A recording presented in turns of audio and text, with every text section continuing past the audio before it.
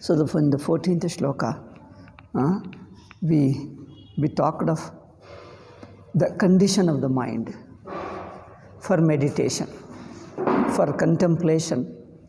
What should be the condition of mind?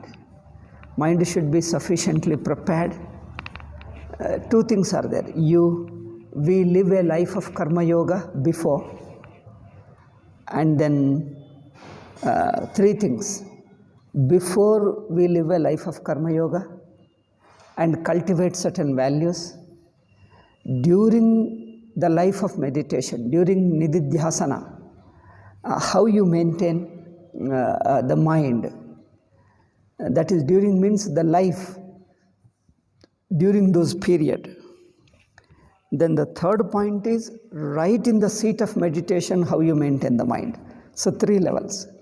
Here he says, person should be prakarshena shanta. I just read the bhashya. Atma antakaranam yasya soyam prashantatma. Mind is relaxed. Relaxed means neither gets attracted nor gets disturbed. See, mind should be free from attractions, free from disturbances, and free from the pressure. So a mind which is attracted or which is disturbed, that mind cannot pay attention to something and learn. So ultimately mind has to learn, mind has to discover. It should be in a mood to discover. If it is under some pressure, it remains busy in that handling that problem only. So it should be just relaxed. That's why we say there are not only the purity of mind, certain maturity of mind is required. Bodily condition also should be there. Not only that, the social life also. Social life means what kind of lifestyle he is living. If a person is too busy with his social and other family responsibilities, he can't do. That's why it's just a technical. Within our Hindu society, I'll tell you one small point. A person may be interested in Vedanta, but he should have a mind for it. Then he should have sufficient time, and his life should give him certain freedom from his worldly responsibilities.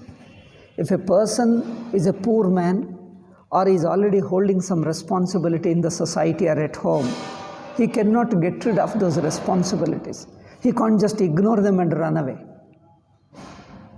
If you ignore and run away, that itself gives trouble to you.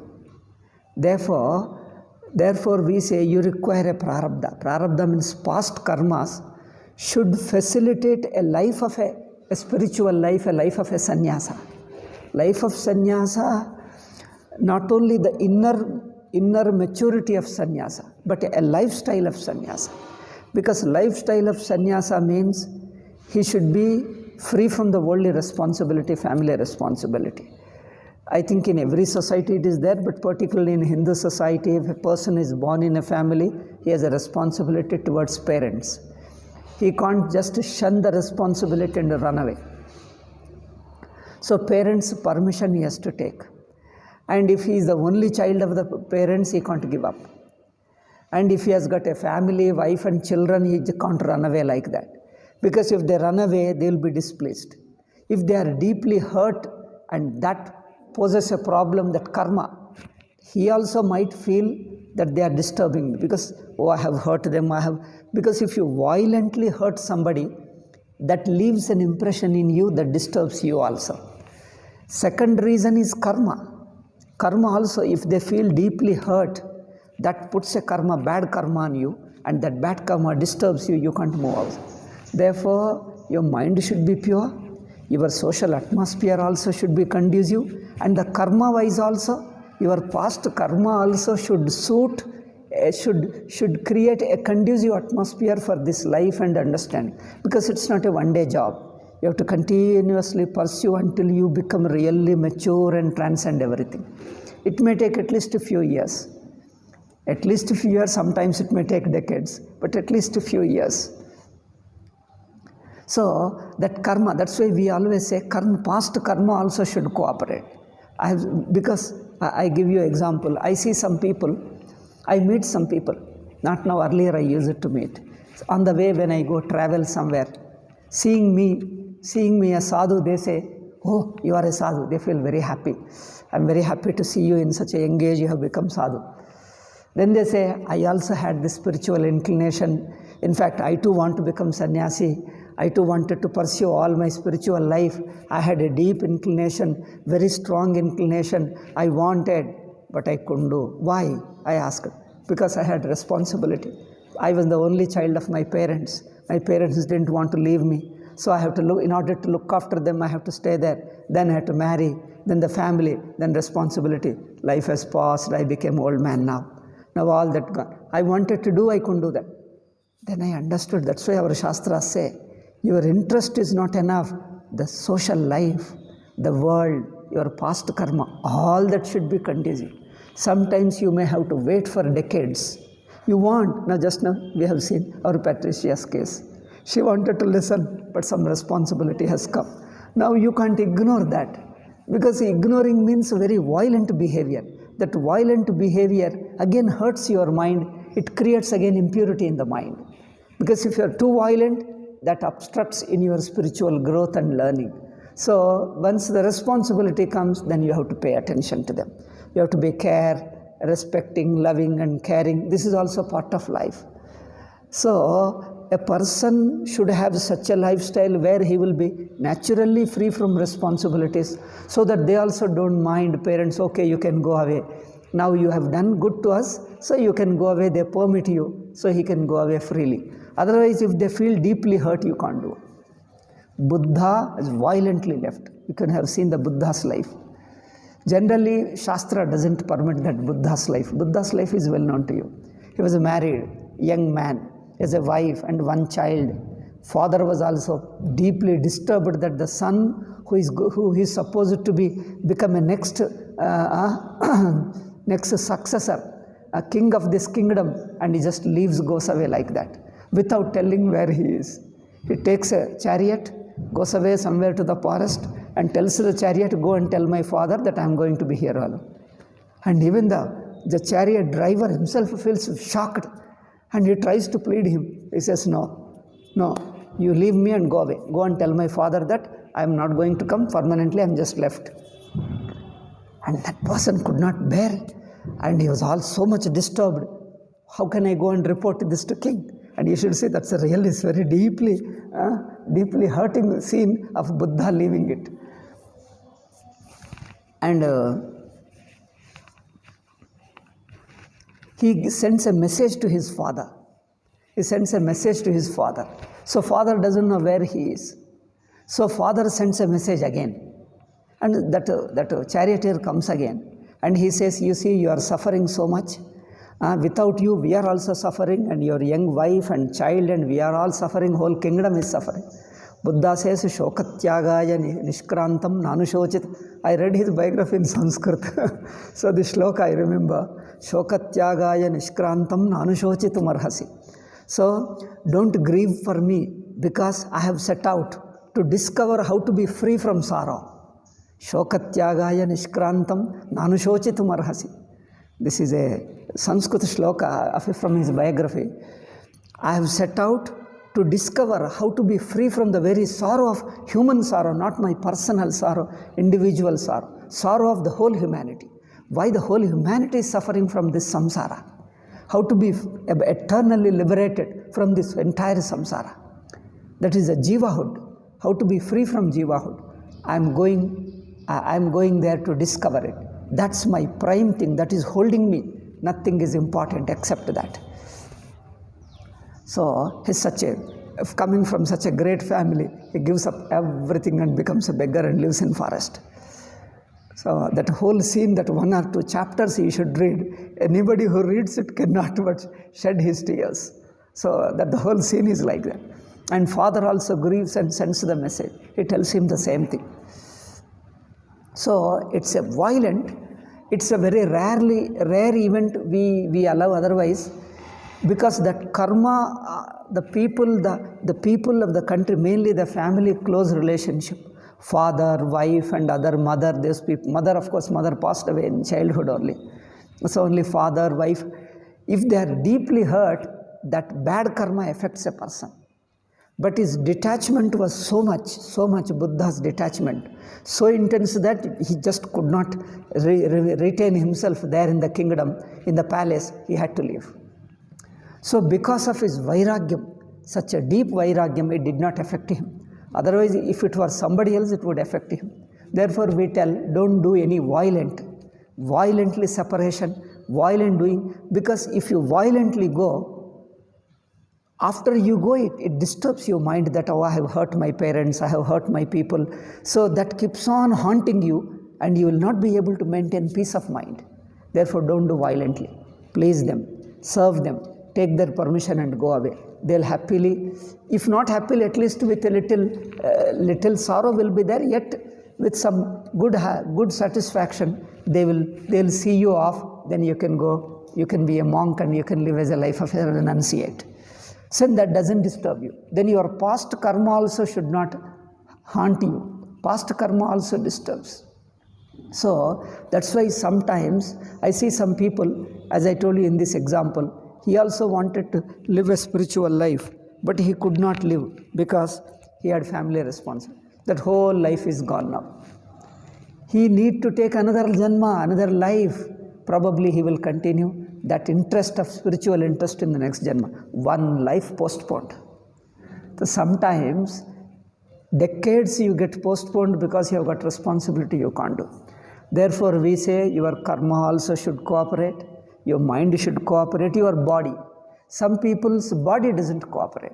He's spiritual interested, but body is so much unhealthy, he can't pursue Vedanta because that's continuously torturing him, tormenting him.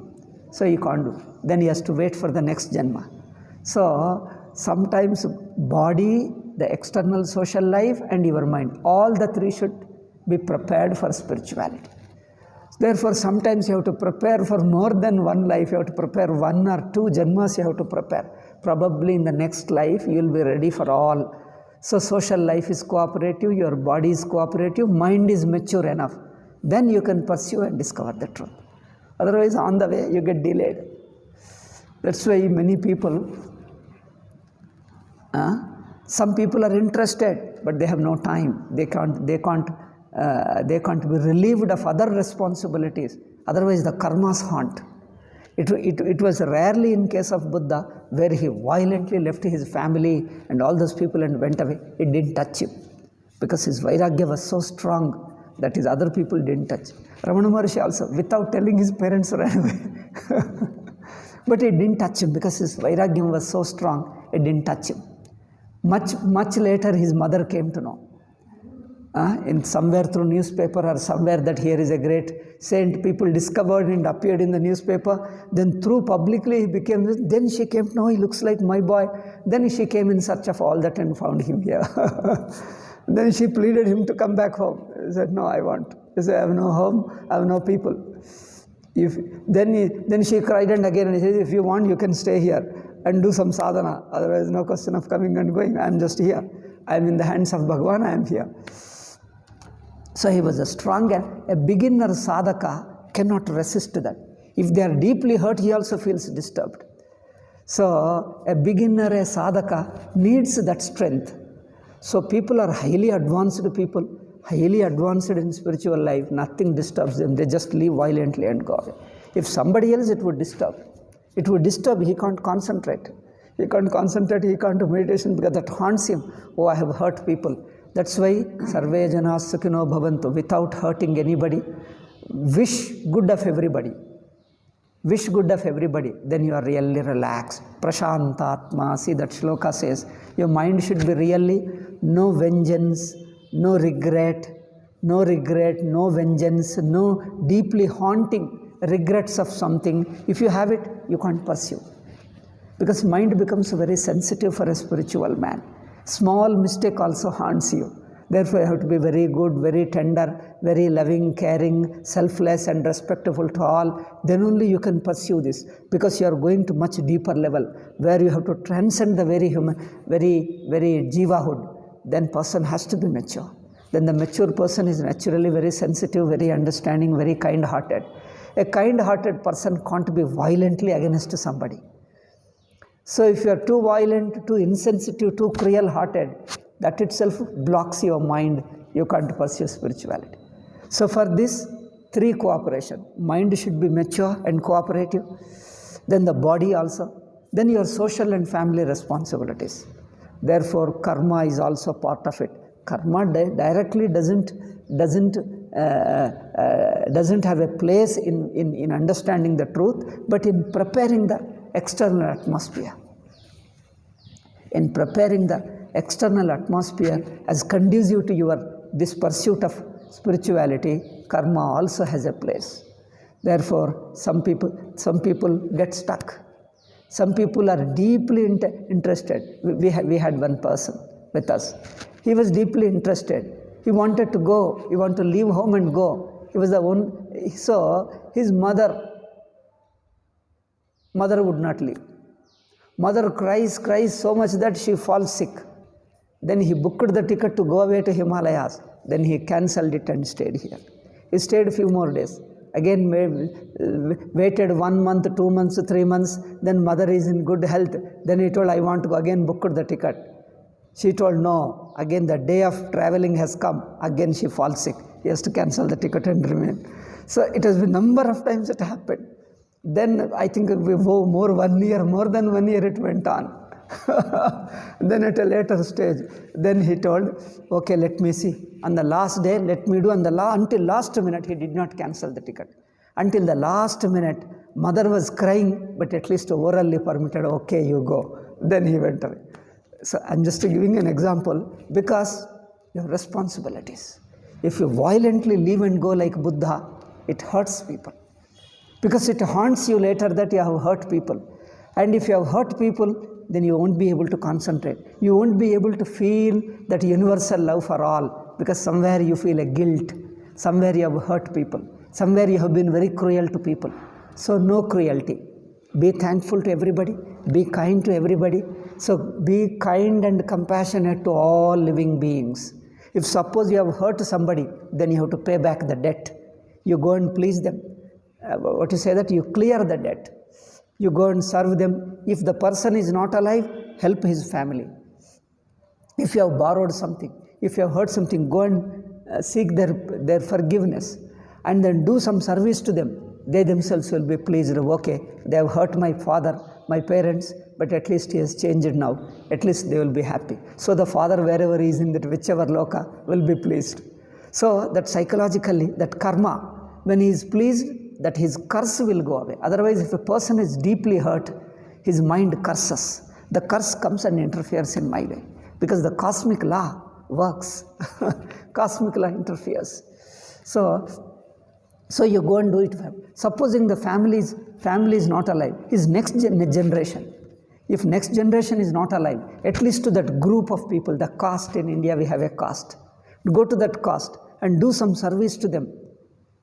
And please those people. If they will be pleased, then they will be pleased. Then your guilt and some hurt, that will go away, mind become relaxed. Then you can go for sannyasa, or you can go for spiritual life. Just I'm giving 1 or 2 examples how you have to settle all your relationship with people wherever you have received some help from somebody. If you have received financially, socially, even anybody who cared for you, loved you, helped you, by paying back, without paying back, without sufficiently honoring them, respecting them, you can't just go away, receive help and go away. That hurts them. If they are hurt, they may not orally say, but if they are deeply hurt, the curse will fall on you. The curse will fall on. In Buddha's case, father and his wife, they were not cursing him. They had a great respect, love and respect for him. Father felt very bereaved lot, but didn't curse him, because he loved him so much that he felt deeply hurt, but did not curse him. Only he wished that let him pursue what he wants.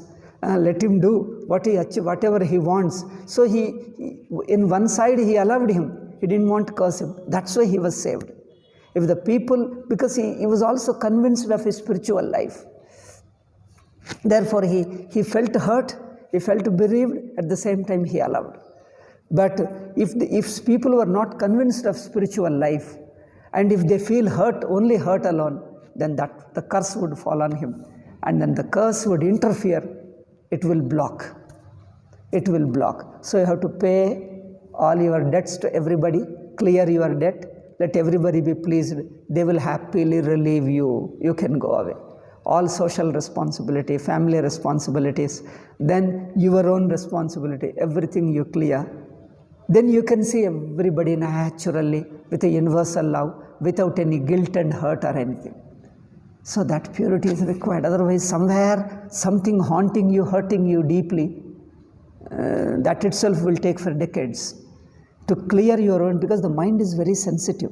If somewhere you got a deeply hurt, clearing it takes a long time. Years it takes. And it cannot forget. Mind cannot forget, it cannot forgive yourself. Your mind has to forgive yourself.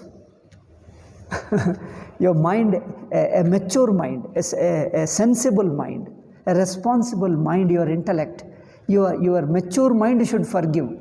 People, when they hurt somebody, the mind is questioning you. You have hurt somebody. You have done injustice to somebody. You just brush it aside. You just ignore your inner conscience and go away. But when you are relaxed and come to spiritual life, even a small mistake, your mind questions you. Then how will you do? You have to pay back, do something service to them. Then you have to forgive yourself also. Your inner heart, your purer heart should forgive yourself. Then you become really pure and relaxed person. That's why in meditation is a very, very subtle level. These small mistakes, small hurt, small guilt and hurt and all these things come and interfere. Not only in this Janma, of the past Janma also. Some people in their past Janma have done violently hurt people by exploiting them, hurting them, by even killing them. Number of people, that will not leave you, because that will go for 1 or 2 or 3 Janmas. That will haunt you. If you have done violently some hurting, you won't escape. In this Janma, you don't know the reason, but when you sit in meditation, something blocks you, doesn't allow you to move forward, doesn't allow you to move, something holds you back, as if something haunting you, you don't know why. So you go to psychologists, they only try to see in this Janma, but there are something deep-seated mind, which nobody knows. And he himself doesn't know, but there is something holding me, I'm not able to understand. From my behind it is holding me.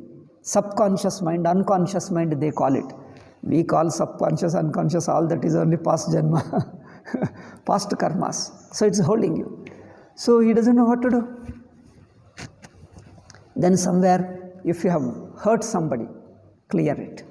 Clear. That's why Karma Yoga, earlier life, previous life should be a good life, gentle life, helping, loving, caring and respecting everybody. So then you are, they all wish you good wishes. The whole society wishes. Your family members wish you good wish. Even the Devatas, Rishis, Pitru, everybody will bless you with all their blessing. Then with your own mind, your conscience also should bless you.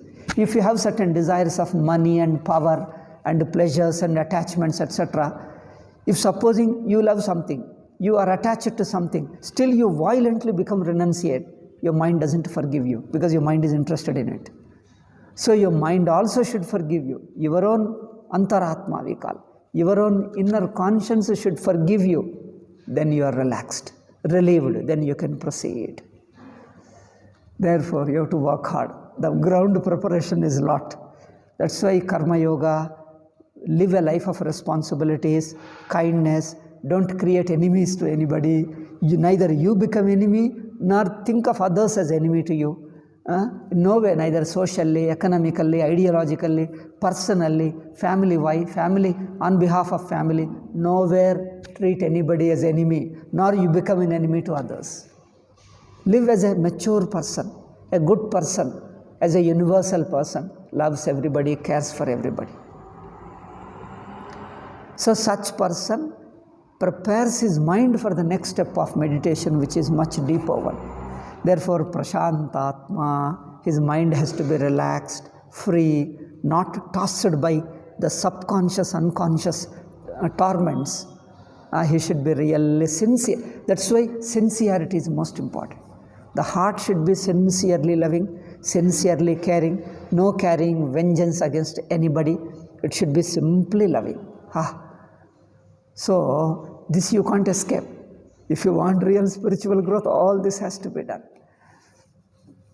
Prashanta, that's why in our tradition we say, don't hurry, prepare your mind sufficiently. It is something like before you build a building, you have to prepare the ground well. If the ground is too soft, you have to strengthen it by putting stones and etc. Make the ground hard. Otherwise, you just select some land and don't see how hard is the ground and try to build foundation and then the wall. It won't take it because the soil is very, very soft. If it is a soft soil, by the time you go to 1 floor, 2 floor, it collapses. It won't stand. So the ground has to be strengthened. Similarly, all these karmas, personality has to be strengthened. Karmas have to be cleared. Then prepare the ground a lot. Then the spiritual level, higher level of meditation and Vedanta Vichara works. That's why most of the people, they think anybody I just love and I like Vedanta and just start it. You start, but your mind has got all still uncleared debts, uncleared emotional relationship, social, all other relationships. Just violently you leave them and come away. They think it's just like any other fanciful, I love something and just go and do something. It's just I love the job and go. I want to see some country and just go and see some Switzerland. People like in India, Indians like Switzerland. Everybody likes Switzerland. They say, oh, we want to see Switzerland. What is there? Just you go and see. But how long you stay? A few days you stay, come back. You can't stay. So, people just violently want to go away. That's why Shastra says, don't hurry. You have to prepare the ground because karma yoga, your simple life, good life is most important. You have to live that life. It's just like a physical object they think we can just do by listening to book, by reading books you can do. It's not intellectual, it's a change within you. The whole personality has to be transformed. Not this personality, the personality which has got its roots in our past janma also. That old also we carry. Personality is not you individual alone, how you are related to entire world. Not only world, even the cosmos, even the, what you call it, the loka, other loka. You are related to your parental, your earlier generations, your father, grandfather, great-grandfather. You are indebted to them. You are related to rishis. You are related to gods. You are related to humanity, human society. You are related to family, your caste, your religion, your nation, and also the whole humanity in the world. Everybody is related. You can't ignore them. You can't just say you hate people and then you can't achieve spirituality. You have to be very respectful to all humanity all over the world. Then animals and plants also, because they also contribute to our life, they help. You see how animals and plants also contribute to our life. You have to be very grateful to them, very thankful to them. Do whatever contribute, you contribute and see as if they are all blessing you. They should feel happy that you have contributed, you have helped us so much, and now you have no debts anymore. Even the plants and animals also bless you. Human society blesses you. Pitrus bless, and then the rishis bless, then also devatas bless. Then everybody is blessing. You can see the process of sannyasa samskara. We have done all that thing. So that mantras, we have got mantras there. You seek the blessing and let nobody curse me. You seek the blessing and permission on all of them. They all permit you. Happily you go away. With this, you take sannyasa and then you sit in a meditation. You feel that whole world is blessing. Whole world is pleased with you. You have not hurt anybody. You have no enemy towards everybody. Such a person, let him sit in meditation. It becomes easy. Otherwise, it won't happen. You forcibly physically sit, but what happens? Mind doesn't move. People say, we start doing japa, we start doing meditation, but nothing happens. We keep on, what should I do? Okay, think of it. I think, nothing happens. I do, again do, okay, do continuously. I do 10 days, 15 days, 1 month I did, nothing happens. Because the mind has got two parts. One is a conscious part, there is an unconscious part. In unconscious part, we have got all these samskaras. All our earlier life, present, even in this Janma. In this Janma, how we lived past life. All these years of life. Years and decades, how we lived the life. Past Janma, we don't know the past, but the effect you can feel it. Some people, for no reason, you try, however, it doesn't move. Something is holding you. Something is blocking. We can't understand why. What is it? You try to correct it, rectify it, everything, but something is holding. Then you understand there is some invisible reason of past karma is holding it. Somewhere you have hurt somebody, you have exploited somebody, or at least you have received a curse of somebody. You have to rectify, settle the account. So please them, receive their blessing. At least their hurt should go away. Earlier it happens that I hurt somebody, I exploited somebody. They are terribly angry. Now you go and serve them. In the beginning they won't even receive your help. Because you have hurt us so much, we won't receive your help. They are still angry. Again you patiently serve them. Again serve them. They won't orally say, but sit silently. At least a part of it, 10% they have forgiven you. Again you serve them. At least orally they say, but the heart won't leave it. Heart also carries little bit of it. Again you serve them, you help them, you care for them, as if you are really regretting, with sincere regret. Then gradually over a period of time, they become so happy that now he is a good man. Okay, in whatever mood he has done now he has really changed. He deserves to be forgiven now. So, if they feel that he deserves to be forgiven, whatever he has done before, now he has compensated. He has helped us. He is serving us. Now he is clear now. Sometimes he does so much of help, much more. He has done a little harm, but he has helped 10 times more. People feel so much thankful to him that they say, oh, you are overdoing to us. We are so happy with you. We relieve you. We bless you moreover. Then you are totally free from this thing. Now you can go freely. So like that, see that every living being on the earth, because we are, in our Atma, we are connected to all. In the inner Atma, all Atma is one only. If you ignore somebody, insult somebody, hurt somebody, a part of your Atma you are insulting. Your own broader Atma, your larger Atma you have ignored. You are identifying only, you are taking only a part of you. Other part you are ignoring your own part.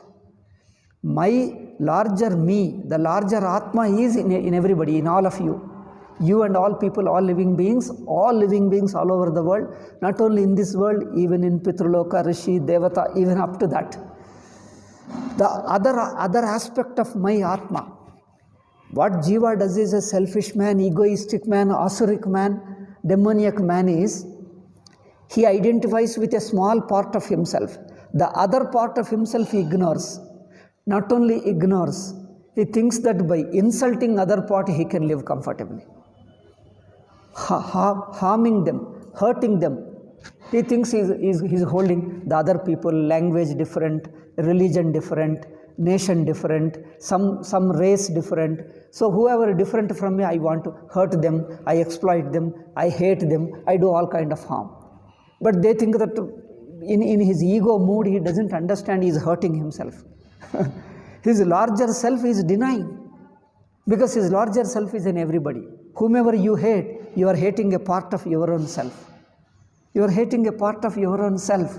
That's why if you hate another aspect of any person, any living being, any even plant, animal, anything you hate, a part of you, you are hating a part of you. That means you are limiting yourself to one part. Other part you are denying your own larger Atma. Your larger Atma you are denying to yourself. You are remaining with your smaller self. The larger self you are denying yourself. Then however you try, then you will be highly displeased. The Jiva's suffering, the Jiva's narrowness. You have a smaller Atma, smaller life. Then that makes you restless. That makes you unhappy. You feel you are subconsciously, people don't like me. People hate me because they are angry with me. If they are angry with me, for unconsciously when you go to the people, you feel that people don't love me. You don't see the spontaneous blessing of, universal blessing of all society, all world, all nature, sun and moon and star and plants, animals, living beings, everybody should bless me. I don't feel the blessing. I feel somewhere that somebody is denying me, somebody is hating me, somebody doesn't like me. So that haunts you unconsciously, subconsciously. So people say, what is wrong with me? I'm okay, you think okay, but something is haunting you. Therefore, clear all that, everybody. That's why we call karma yoga, values, prayers, etc. They have a place. One has to do all those things. That's why puja, upasana, meditation, whatever you do it. So that's a part of life, because that prepares. Without sufficient preparation, the mind doesn't blocks it. So you have to transcend your smaller self and discover that a larger self, which is in everybody, every living being, every earth and planets, all the Panchabhuta, whole world, whole cosmos. So I myself have limited to this individuality, denying my larger self. So when I hate others, that's why our Shastra says, don't hate anybody, all living beings, all body. So why we should not hate others? Why we should not exploit others? Why we should not hurt others? You are not hurting others, you are hurting yourself. How can be that? How can I hurt others? By hurting others, I shall hurt myself. How? It's very difficult to explain. It looks theoretical. How to explain? Your larger self is everybody. How can they all be myself? I hate these people. How can he be myself?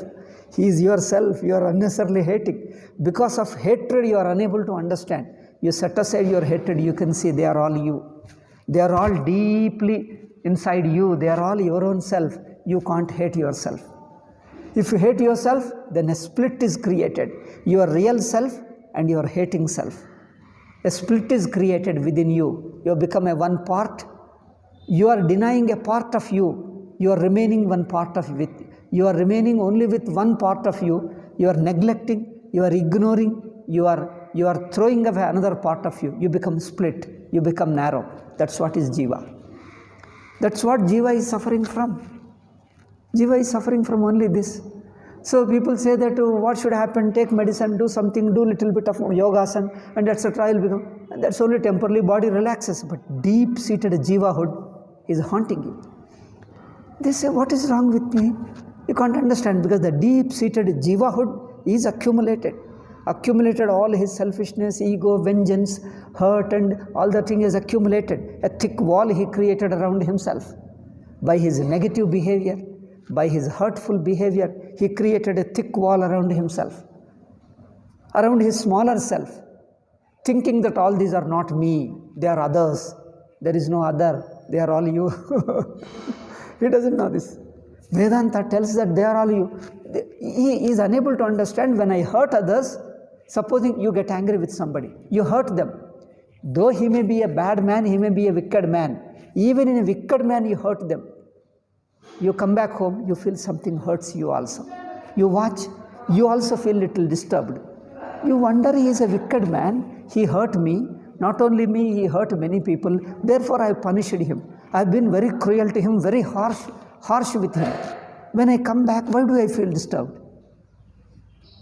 Unable to understand. Why should I feel disturbed? He is a wicked man, therefore I am justified to hurt him. I am justified to hurt him back and punish him. Why should I feel disturbed? Unable to understand. All your logic fails, all your social logic, economics, or your social sciences, none of our modern worldly sciences, worldly knowledges will explain. They say, you are right, you have to hurt him, he is a Satan and all that is okay. That's all superficial knowledge. The real thing is, it's your own self all over the world. All cosmos is you. Such a larger you are denying yourself, you are shrinking, retaining yourself one, ignoring other aspect of you. Therefore you are hurt. You make your heart large enough. Come out of your smaller self. You transcend your smaller self. How to transcend? All this negative relationship, the negative relationship of hurting, harming, exploiting, hating, all that you melt away. Melt away your own hurt, your own hatred, how you hated others, how you exploited others. You may have your own reasons to justify your hating, but hatred is hatred. You may have some local tentative reasons. In spite of all the reasons, hating hurts you. Hurting hurts you, whatever reasons you give, it hurts you. So this is what one has to understand. Therefore, all that I have put a thick wall around me, a thick cement wall. What even cement? Diamond wall, thickest wall. So I have to melt all these things. That's where the spiritual values, karma yoga, love, shraddha, bhakti, all this comes into picture, because the hardness of the heart, the cruelty of the heart should melt away. I have built myself in my janmas, I have built around me. Now I have become enemy to myself. The 6th chapter says, next shloka, I think we discussed this. I think already. Yeah, we already covered this. You are enemy to yourself. You are a friend to yourself. Uddhared atmanatmanam natmanam avasadai. Atmaiva atmano bandhur atmaiva repuratmana. You are an enemy to yourself. You are a friend to yourself. Both are in your hands. It depends upon how you behave. If you feel everybody as a friend, you become friend to yourself. If you have a self-control, if you become egoless, and then also treat everybody friendly, then everybody is friend to you. If you feel somebody as an enemy, you are becoming an enemy to yourself, because you are carrying a hurt, you are carrying a hatred that becomes a thick wall. It limits you. It makes you to shrink as a jiva. More narrower, more you feel others are alien. The world is alien, people are alien, society is alien. More and more you feel them as alien, you feel small. This deep division deeply hurts. That is the suffering of jiva. When Buddha told suffering, this is the suffering he meant. Not this physical suffering, pain and that everybody has that. There is no solution for it. Hunger and thirst and then poverty, this physical pain and fever, that's not the pain. The inner pain of the jivahood. The jivahood is dividing people. Whole cosmos I throw away. I retain as a one person, a small part of the whole cosmos. I see others and me and other. This division hurts me deeply, deepest hurt. And people don't know, where am I going wrong? What is the problem? That's it becomes a big question mark. Some religion says a deep mystery. What is the mystery? This is the mystery, you see. The mystery is ajnanam only. All mystery is ignorance. So therefore, it is where Vedanta tells that we just don't know. Nobody told us. Yes, nobody told. Even I didn't know. Somebody I got in my childhood, some guru told me. Then I know, oh, is this true? I never knew this thing. When I learnt in childhood, I thought this is a common knowledge. Everybody is supposed to learn. Everybody will be taught at one stage. In younger days, I thought. When I see many people don't know, without knowing they have grown up. I've seen people without knowing they grew up. I thought they don't know. You are not taught this in younger days. They say, we never heard Vedanta. I was surprised. They say, how can a person live without knowing this Vedanta? I would always feel. Vedanta in younger days we got it. I thought, how can people live without Vedanta? Oh, then I found a large part of the world, a large society is missing deeply what is most important to them.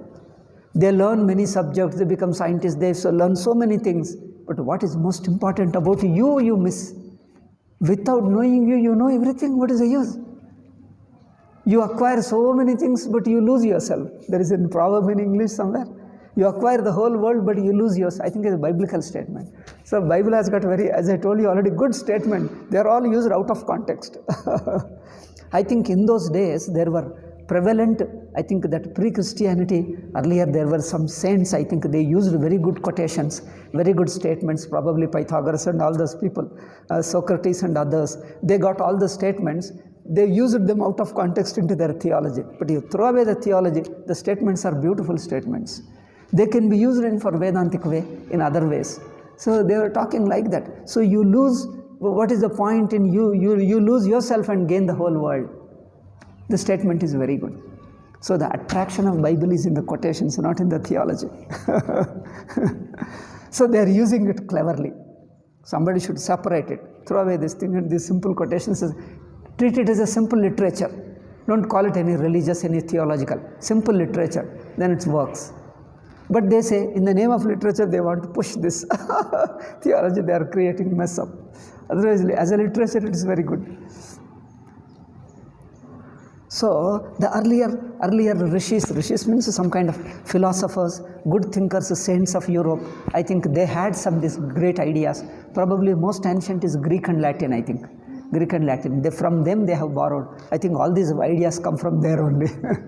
so you lose, but they don't allow you to think this way. This statement is a very profound statement, but the whole Bible context doesn't allow you to understand in this sense. They put the whole statement in a totally different context. You lose the real meaning of it. The real meaning is lost. But it is good to fool Hindus. Because Hindus, they say all Vedanta in that statement. They say, your Bible is so great, it is Vedanta. All Advaita. Hindus start saying all great things. But anyway, it's a natural, everybody needs it. This knowledge should have been given to everybody and prepare them. Why? What is wrong? Therefore, the simple life of human life, other values of life like grihastha, worldly life, family life, rituals and social customs and government laws, all these laws are based upon that absolute truth, Paramatma. Absolute truth is you are Brahman, you are the whole self, largest self, whole world includes, you include the everybody. You and the world, you and other living beings, you and other human beings, you and other gods or rishis, pitrus, nobody is separate. You are all one whole and indivisible Atma, non-dual Atma. That is the basis.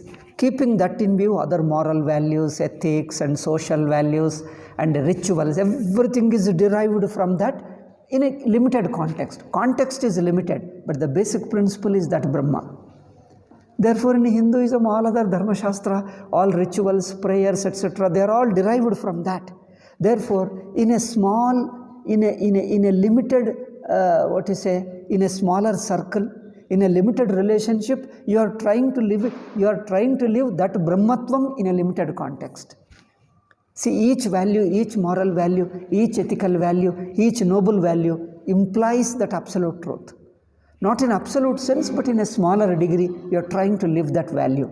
Therefore, we say, don't take revenge, forgive them. I say, why should I forgive? People think that fellow is such a wicked man. He hurts people, insensitive, cruel and hard and unregretting, unrepenting. And why should I forgive for no reason? If I forgive, he will continue to be more wicked and he will hurt more people. I should not forgive. He doesn't understand, why should I forgive? Why should I forgive? Tell me what explanation. But all religions say you should forgive. Why? Nobody knows. Explanation you can't give. But the foundation is absolute truth, that everybody is you. So, Vedanta, that Tattvamasi, is a foundation for your rituals, values, noble prayer, everything. For all these things, that's a foundation. So, common man can't understand, therefore they say just believe it, because you will understand it later.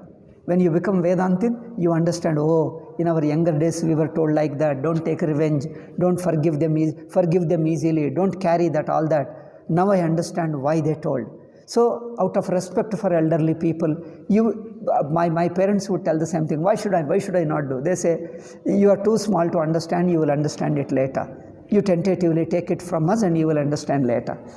Then I say, okay, if mother says, then there must be some. My mother was illiterate, but would talk all these things like that. Okay, but she may have some point. Probably I will understand. Then I would dream of it. I will grow up. I will study all Shastras. Then I will understand the reason why I should not do this. So I will understand one day. So later I found all that is there in Vedanta everywhere. In Bhagavad Gita, Upanishads, all this talk of it. Then see, so all otherwise, Nowadays, what is the basis of ethics? I see some European, what is a utilitarian reason, some other reason, psychological reason, some religious reason, a theological reason. These are all okay, but the tentative reason, they can't explain completely. To a certain degree, in a little context, they can explain. They can't explain entirely, completely. So, to whatever extent they are useful, okay, we use them. But ultimate reason is this.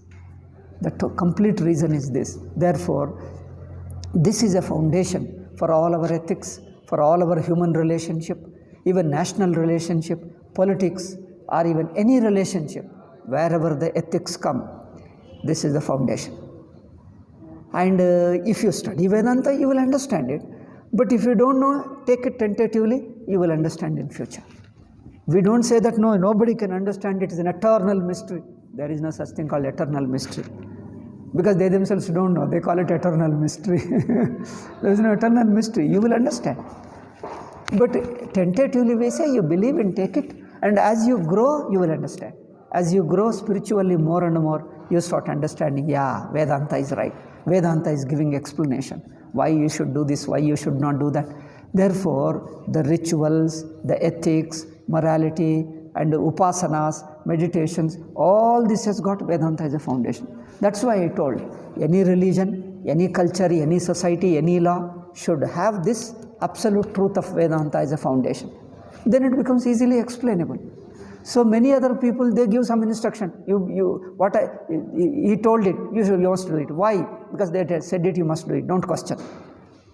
And then, okay, some person may accept it blindly, but some little curious person, little intelligent man wants to question it. You can't explain. You say it's a superstition. I won't believe. He becomes atheist. Now what will you do? What will you do? You become atheist. Now there is nobody to explain. So this is the problem with a limited theology. Theologies are limited. So those theologies don't have a larger background. Vedanta is a larger background. So partly they are true, they are good. Certain values, certain prayers, certain things are good. But beyond certain point, they become further fanatics. Sometimes in the name of same prayer, in the same religion, in the same of love, they start hating also. They start encouraging hatred and torture and exploitation. In the name of same religion, then it becomes again problem. Partly good, partly they say love and respect and service, etc. Partly good, but partly, because why only part, why not the more? Because other more they are unable to explain. Because they have no underlying principle as a main reference point. Foundational point is missing. They don't know how to explain. And those people want to destroy Hinduism is a Satan, all Vedanta is Satan. What is all this? They go to such an extent that Vedanta is Satan and Hinduism is Satan. Then if this is Satan, then yours becomes a worst Satan. Worst Satan because you don't know how to explain. So because they cannot explain. So in the name of love, in the name of service, up to certain extent they do really good service, good help, etc. But beyond certain point, they say no, set limit, no. Still if you pressurize, they start hating others also. So in the name of love, they started hating. That's why some common man thinks that what is this? The religion which talks of love, the very religion is responsible for all cruel, hurting, wars, destruction, cruelest behavior. Common man start doubting the very religion. What is this? You call religion is the highest, but the religion itself is most cruel, inhuman. Even common man, an ordinary human being is better. Even religious people are more persecuting than common man. People say humanness is better than religion. Religion is more narrow-minded. Humanness is better. This kind of things, these ideas are floated. Atheists are creating these things. Just to be a good human being, don't want religion. Being a good human being is better than religion because religion is more fanatic. But we never had this kind of thing. These are coming from Europe alone. That humanity is better than religion and all that. Religion is definitely highest. How can they say no? Because this is the new interpretation Britishers brought us and then interpreting. But Vedanta doesn't say. In Hinduism doesn't say that. Why do they put? We are unable to understand. We see that something is wrong with them. And our generations, Indians also nowadays learning from that only. They themselves don't know that Vedanta is different here. So, Prashantatma. So therefore the preparation, earlier preparation for meditation is much more required. Then the mind will be creative. Mind should not be too dull and mechanical. It should be lively. The meditation is a state of mind. It should be observant, with enthusiasm, with a natural love and interest. If it is dull and getting bored, it can't meditate. It can't do even Vedanta Vichara. So it should be continuously interesting. It should not be boring. There should be continuous interest, continuous enthusiasm. So that we have to maintain it. So if the moody mind can't do, so you have to transcend that. Prepare your mind, purify your behavior, control. Too much of attachment and relationship, everything should be normal. Therefore, prashantatma, vigata bhihi, free from fear. Fear is insecurity. Insecurity where there is a hatred, where there is narrowness, where there is selfishness, there is a unconscious worry, fear.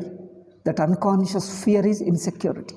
A feeling of insecurity, a sense of insecurity, that doesn't allow you. People are too insecure, that's why they hate others, they don't allow others.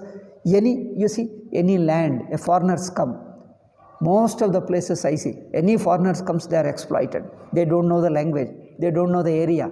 Even that taxi man, everybody exploit. We also experience even here. I think it is all over the world the same thing. Any new man come, they think it is a chance, exploit them. You wonder, in fact, they are new people, they have come here, you have to be very, very respectful them, you should understand them. They don't know the language, they don't know the place, you should help them. How can you exploit them? How do you have a mind to exploit those people? They say, you don't know, this is the only good chance, do exploit them. Everywhere you find them. Any newcomer comes, people exploit. Because they don't know the ways of this language, the culture, the language and area. Everywhere you go, it's a problem. Even within India, one area to other area, we get exploited. So this is because of this narrowness. You don't see the whole Atma is. Supposing you go to another place, that's why a person who has not traveled to another place will always do like this. A person who has traveled to different languages, different area, has become much more broader minded, he understands. Because I have traveled other places. So any newcomer comes, he will help him. He will very carefully, he will help him. Whatever he can do, he will help him, explain to him whatever he does. Even if he doesn't know the language, he will help him. Because he understood, he himself suffered. So all those people who have never traveled outside, they are the real culprits. They will never help. They will always exploit. So, vigata bhi, because of that insecurity, the fear and insecurity, you have to transcend. That is possible only by loving, caring, selflessly. You care for everybody, serve everybody, forgive everybody. From that alone, you learn out of that insecurity. You become broad in your heart. That insecurity goes away. At least this in the beginning, practice them as a values and feelings level alone. Why? The truth will be understood later. That Atma is one will be understood later. Before Atma is understood as one truth, one in everybody, your mind has to learn as a feeling wise. Feeling wise, at least you should feel broad. We are related to everybody. So we are friend of everybody. So that even if people hurt you, exploit you, doesn't matter. They are immature people. Human weaknesses are there. He has got his own insecurity, fear and worry and selfishness. He does it. So you can't take revenge for his selfishness. Selfishness is immature person. You see a baby is playing with something. And then baby had 2 or 3 things. One she was playing, another was putting on the table. I just saw it's a very curious thing, but I have never seen this thing. I took it and take it. I took it and I'm trying to see it. The baby comes, no, it's mine, that says. Because baby is afraid that I'm taking away. Then I told, no, I won't take, I'll give back. I just want to see it. No, you can't take it. Then somebody has to tell them in their language, no, you just see it. He will see it and give you back. Then convince a lot. Like this, all these selfish people are like babies. They think that they will take away. Oh, now you have to assure them, no, I'm not taking, I'm only just seeing and I'll give you back. All these fellow selfish people are like babies alone. Because they're insecure. Therefore, they want to exploit others, hurt others, because they will take away my things. Therefore, we see, we have no Satan. We have got immaturity, we have got ignorance. It is ignorance and immaturity. That is Satan for us. We have no real Satan sitting by his God and then is fighting every day as nothing. That's a childish way of explaining. In fact, even for children, we don't tell any Satan at all. It's all immaturity, ignorance. That because of that insecurity, you feel insecure. Psychological feeling of insecurity. Because of insecurity, you become selfish. Because of selfish, you start suspecting others. You suspect others, you want to keep a distance. You are afraid you will be exploited. You will be taken for granted. You will be hurt. Keep away. Out of over worry, you start hurting others. You snatch things from others. You rob others. All this happens. These are all immaturity. That's why tell the people first learn to grow. Then what is ethics? All ethics, morality, everything is to help you to come out of these things. So ultimate is at the level of behavior, at the level of mind. You purify at the level of sense organs, at the level of mind, then come to the absolute level. Then Vedantic Vichara. Then you come to the border of it. Then it is easy to transcend the very mind, transcend the very individuality, discover that consciousness is one in all. It transcends all time, space, words, bodies, and everything. Panchabhutas, it is one.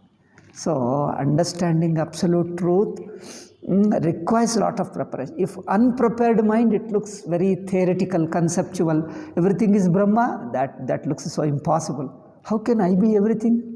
Here, sitting here, I can be everybody. There is a too theoretical. I think you are a wild imagination.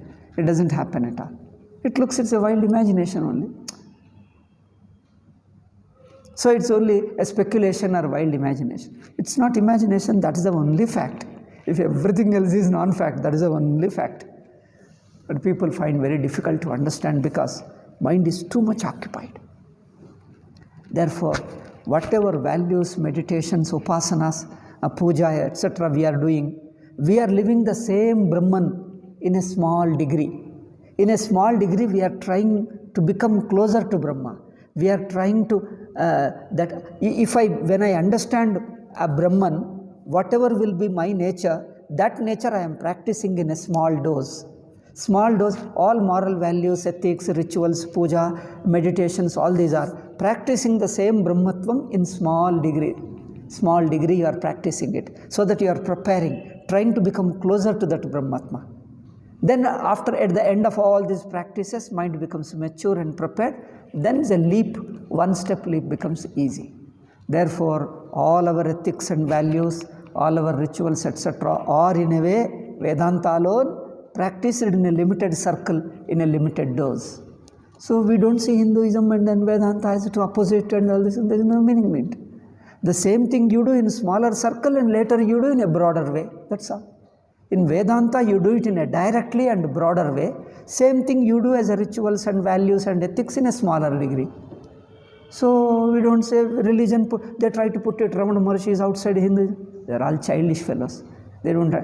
Before they understand, they start writing books and want to teach others. This is what I don't understand some of the Europeans. Before they learn, they want to teach. Come here and spend 1 year, 2 years and write book and do this thing. We hesitate a lot. Even after studying so many of these things, we hesitate to write book and then do this thing. Because first to teach others, teaching others, we hesitate. You learn first, before you learn, you start teaching others. You write books and then publish and then do all the honors and all. So, we say you learn first. Once you learn, it is a spontaneous expression. Once you understand as your anubhava, then the expression becomes spontaneous. Then let it go. Therefore, we tell the people, first you learn inwardly, expression comes later.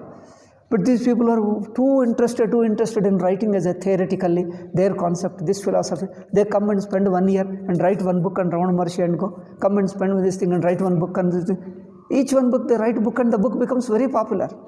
And they say, Swamiji, have you read this book? About Sachidananda Swami, somebody says, Swamiji, somebody wrote this book. Have you read this thing? We live here, we read his biography, read his books and all those things. Now I have to read somebody's comment. And they say Sachidananda Swamiji is against Vyakyanakaras, Sachidananda Swamiji rebelled against. Now they try to divide us. They try to divide Sachidananda Swamiji from the main Vedantic tradition. This is what they write a book and publish a book. I say, why do you want to create all this problem? Have you come here to learn Vedanta? Panchapadika and Shankara. Try to put it. I say, we have here in India, why do you carry to Europe and publish, do PhD on these things? You quarrel somewhere in Italy, 2 people. And should I write a PhD here in India that you quarreled and you have got a hatred for each other? What is the point? Why should I write a book and globalize your personal problem?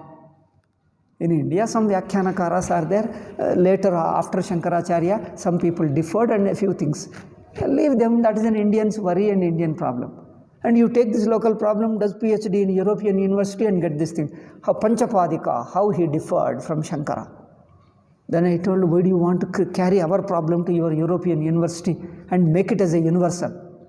It is a tentative problem, you make it as a permanent now. Now that everybody should start hating now. And we read the book and start creating this Vyakyanakara and Shankara and start hating. People commit mistakes, so what? We just ignore the mistakes and take the right one, go ahead. A few presentation defects, why make them as a real now? Should we make them as real and create problems? Do we need to learn the truth or divide people? So Ramana Maharshi is outside this. What do you get? Okay, Ramana Maharshi is out. Supposing he is outside, what do you get now? So that you divide Hindu society and create hatred. These people say we are all one God, one people. This one God, one people, there is no such a biggest lie on earth like this. This one God, one people is the biggest lie. They say one God means one people. I've never seen one people in all these two religions, European religions. They are the people who divide, most dividing people. We have got so many plural traditions. You see, we have got many gods, still we live together. We live together. We have got so many gods, so many rishis, so many gurus, so many books, still we live together. Centuries, why centuries? Millennia we are living together. We have got many customs and many celebrations, festivals together. Even the most orthodox, rigid Vaishnavas also have certain days they worship Shiva.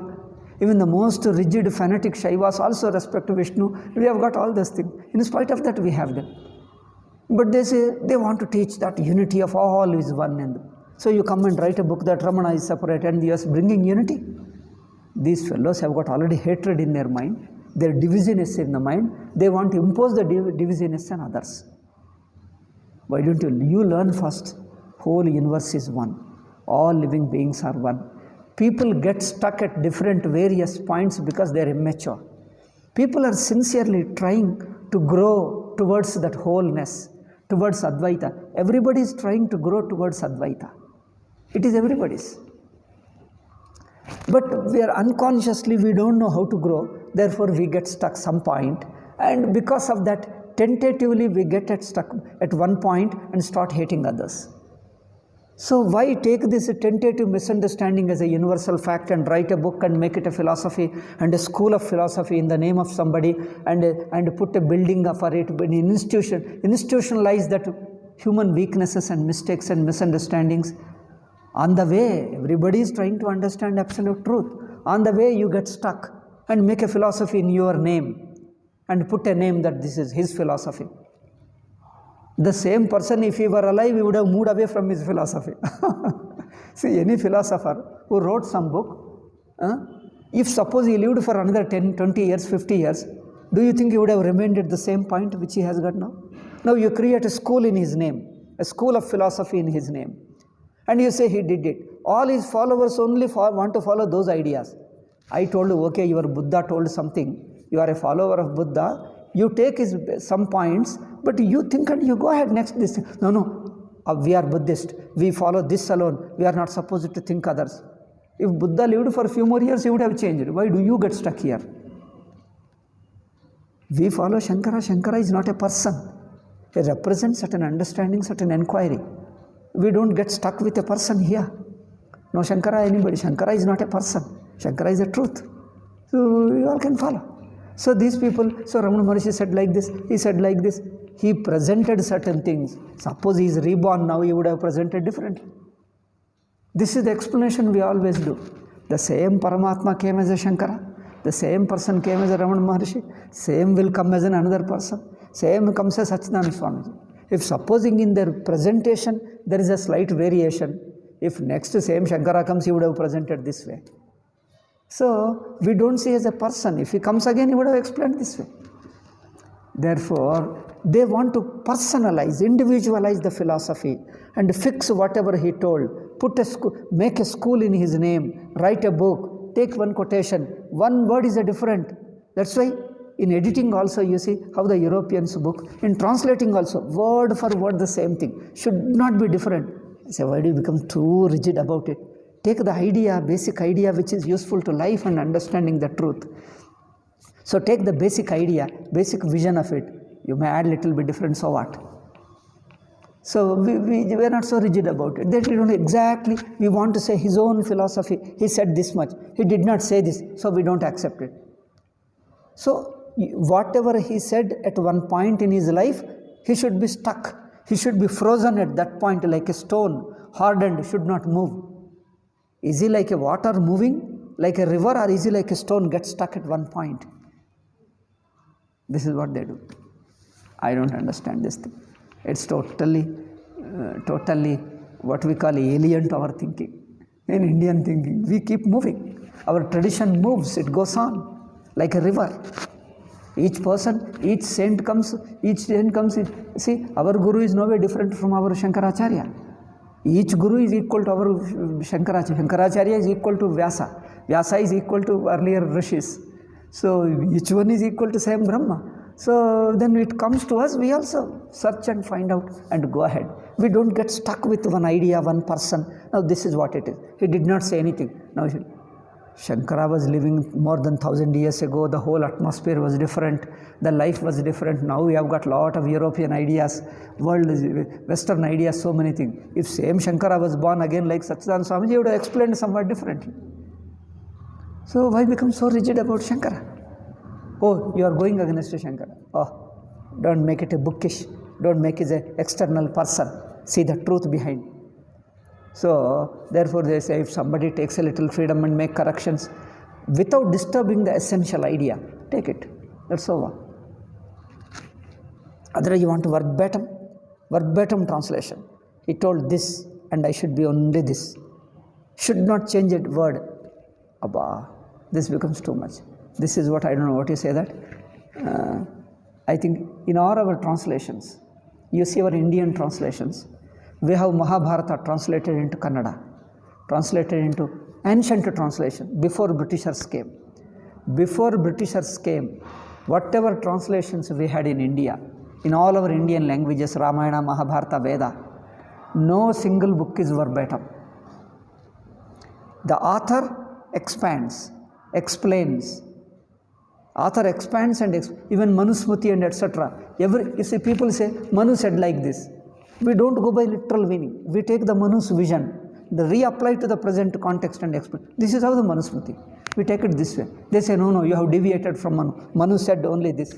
Manu said it for those people 2000 years ago. Now you take that meaning here and start accusing Manu, blaming Manu. This is what these people do. You take Manu's ideas said 2000 years ago and to the present context and say how Manu selfish people was. He wanted to keep some people away, these people away. But you should have lived in those days 2000 years ago, you would have understood the society. Without caring for this, they try to apply. This is what Europeans say. Our own explanation of Manusmriti is wrong. Shankara has wrongly explained Upanishad. Some European says, some German, hey, this Shankara doesn't know. He explains anything Upanishads. So we can explain better. This German, he can explain. I think the bottling, what do you call it? Bottling or bottling, somebody is there. He says he knows Upanishads better than Shankaracharya. This is what looks like a childish mind. Because they want literal word. If literal, how do you know exactly? How do you know this is the exact idea in his mind? Exactly nobody can know. Can you? I said something, you said something. Can I say this is what exactly implication of you? After the person goes away to Italy, now we struggle. What exactly is the meaning? Nobody can know. Nobody can know. Only that person has to be brought again and tell. How do you know? It's humanly impossible to have accurate. So this is what accurate Ramana Maharshi is. Are you sure this was the only Ramana Maharshi?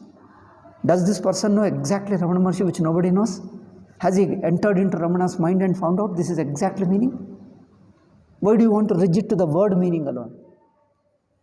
There is one proverb in English. What is that? Letter kills, the spirit saves. Have you heard this? Huh? Yeah. Letter kills, but spirit saves. So it takes little. Ramana Maharshi said this thing. All this is Vedanta. Ramana Maharshi doesn't belong. Only this. Now ultimately make down and you make Ramana Maharshi is a more fanatic like you, the author. The author's mind alone is painting Ramana Maharshi, putting in a, what you call in a tray. In a tray, he is in a framework. He is putting in him and say, this is Ramana, you have to accept. Why should we accept your Ramana? Can't we see him directly? He is sitting there. Ramana himself is free. Why do you want to put him into this thing? And these people, instead of learning, they come here only to spoil him. That's why wherever, we also visit many gurus, many existing, or North India, South India, number of people. We don't want to comment anybody because we don't know. We come here to learn. Whatever best we learn, we learn. We can't interpret, we can't say this is what he is. How can you say that? So, you learn first. How best you learn? Have you seen that? Have you experienced that Brahmatvam? Okay, Ramana told self-enquiry. He did not talk of Vedanta, Shravana, Manana. Okay. With self-enquiry, have you understood Atma? Without understanding this, Ramana said like this, who are you to quarrel? On what behalf you are quarreling? Have you understood the Atma? If you understand the Atma, the same thing Upanishad says, then you will come to know. If you see the Atma is one, then whoever says whether through this gate or this gate you are entering into the same hall. See, one who enters this gate, the appearance is different. Directly Rama appears. If you come this way, Rama appears to your right side. They say, no, they are two different. You quarrel. One person came this way, one person came this way. And he takes a photograph. And he says that, yes, I have visited myself Rama temple. It is like this. And he says, no, you are wrong. This is like this. Now, who is right? They're all childish. So, your own mind, your own standpoint, you are imposing on the truth which you are seeing. You are using your mind to come to the truth. But where you come, use your mind, let her drop off the mind and come to directly the truth. The truth itself is no standpoint. It doesn't have relation. It is non-relational, universal truth, oneness, absolute truth. It is from neither. You may come from this gate, but once you come here, hall is same for everybody. It is same. Come this way or this way. Once you come, it is the same. Therefore, we go to the truth. We don't indulge in this kind of thinking. Therefore, we quote all Jnanis, all Mahatmas. We quote everybody. And we see certain presentation may be different a few places. The basic truth is one. We concentrate on that. We pay attention to that. And we leave out these quarrels. We just leave them. Now, once the Britishers came, they created this problem. They say, we want to unite India. They claim that it is we who united India. Is this the way of uniting India? They say they have united India. They have further divided. No unity. Anyway, so Vigata bhihi brahmachari vrate sthitaha. Oh, more than 1 hour. Okay. So I'll just say brahmachari vrate sthitaha. I'll just say a little word and leave them. Brahmachari is a student who lives under Guru. Vrata means a avowed lifestyle. An avowed lifestyle he lives. That lifestyle is meant for serving him, tuning his mind towards Guru. Because Guru is already a mature person. He has learned spiritual values. He has transcended, at least to certain extent, these normal human limitations to certain extent. So I tune up myself to him. I try to learn. I try to assimilate that vision of him, his understanding of life, so that it's something like a research scholar tunes up all his mind, thinking everything towards that. Like that brahmachari vrate sthitaha. A person tunes up all his life towards that truth is called brahmachari. Brahmachari vrate sthitaha. Manas sanyamya. Controlling his mind. Machittaha. He devotes his mind to him alone, to the truth. Yuktaha is concentrated. Asita matparaha. Let his attention be on me. Me means that Sakshi. That's witnessing Atma. Yunjannevam. Now the next 15th shloka. 12th again, 14 again I repeated today few points. So 15th we will see tomorrow. Okay. Om Shanti Shanti Shanti. Harihi Om Shri Gurubhyo Namah. Harihi Om Tat Sat.